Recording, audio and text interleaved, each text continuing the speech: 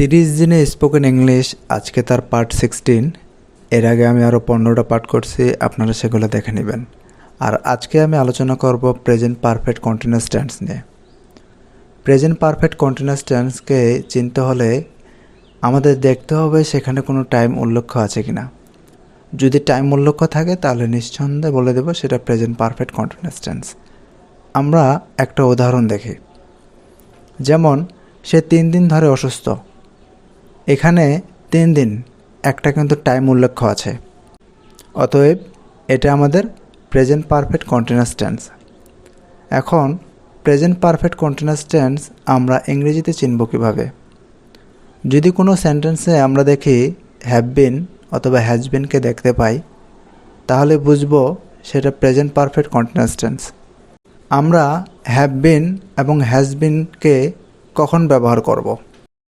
যখন দেখব আমাদের সাবজেক্ট আই, ইউ, উই, দে এগুলো থাকে, তাহলে আমরা হ্যাভ বিন ব্যবহার করব। আর যদি আমাদের সাবজেক্ট হি, শি, নেম, ইট এগুলো থাকে, তাহলে আমরা হ্যাজ বিনকে ব্যবহার করব।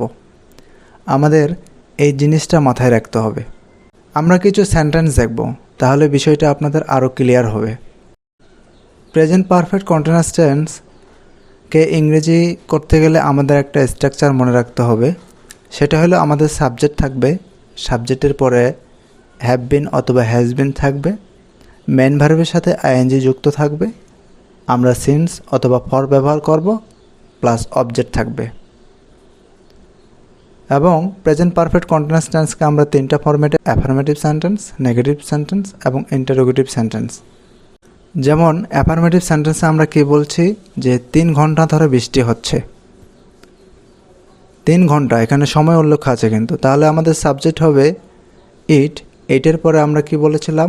হ্যাজ বিন দেব, তারপর ভার্বের সাথে আইএনজি যুক্ত দেব, রেইনিং, তারপর সিন্স অথবা ফর বলছিলাম ব্যবহার করব, তারপর আমরা অবজেক্ট দেব।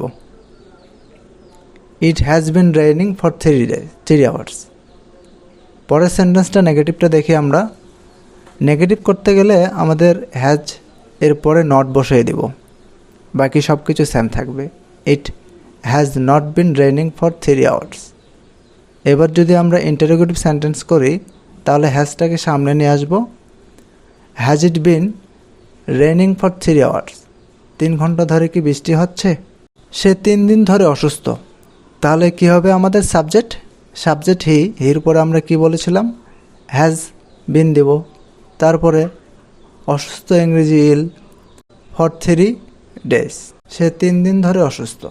সে 3 দিন ধরে অসুস্থ না, তাহলে আমরা হি হ্যাজ এর পরে নট বসিয়ে দেব। He has not been ill for 3 days.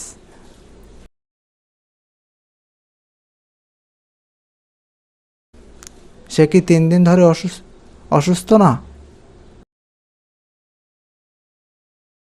Has he been ill for 3 days.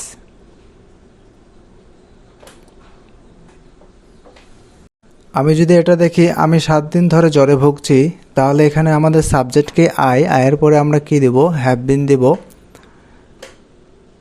I have been, ভুগছি ইংরেজি কি? Suffering from fever for 7 days. আমি 7 দিন ধরে জ্বরে ভুগছি না। তাহলে যেহেতু এটা আমরা নেগেটিভ সেন্টেন্স, তাই আমরা নট বসিয়ে দেব। I have not been suffering from fever for 7 days. আমি কি 7 দিন ধরে জ্বরে ভুগছি? তাহলে আমরা ইন্টারোগেটিভ করতে গেলে আমাদের হ্যাভটাকে সামনে নিয়ে আসবো। Have I been suffering from fever for 7 days.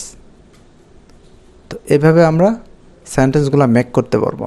তো এই ছিল ভিডিওটি। ভিডিও ভালো লাগলে অবশ্যই একটা লাইক করবেন। ধন্যবাদ সবাইকে।